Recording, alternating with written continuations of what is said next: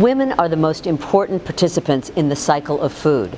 They choose the food, they cook the food, they feed their children, they're responsible for their children's nutrition, and in the developing world they are a huge part of the agricultural workforce. So it is very, very important to give women the tools they need to exercise the power that they should have in the food cycle. It's important to empower women to own their own farms, to have their own animals, to use food as a source of nutrition for their families and also as a source of income for their families and for them. So there is no one more important than the cycle of food than the woman.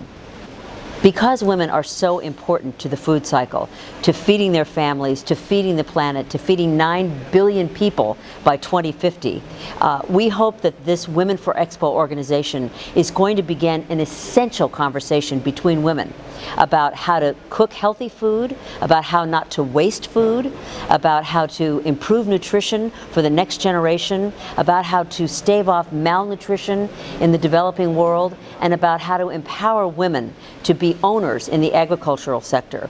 When women participate in the agriculture sector, production rises, and that's good for the world. Well, food waste in the world is a huge problem, especially when we consider the fact that we're going to have to feed a planet of 9 billion in 35 years. That's up from 6 billion. We can't afford to have food waste, which is extraordinary today.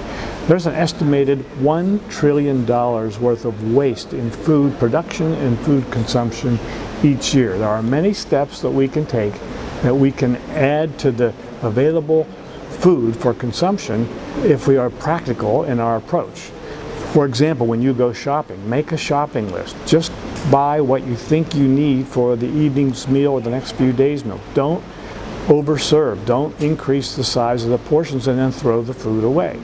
We should have systems of gathering food that is available but not used and give them to food banks. For example, at Villa Taverna, the U.S. Ambassador's residence in Rome, we always give away the food that's not consumed to food banks. So what is not eaten at Villa Taverna does get eaten the next day from people who really need and deserve the food.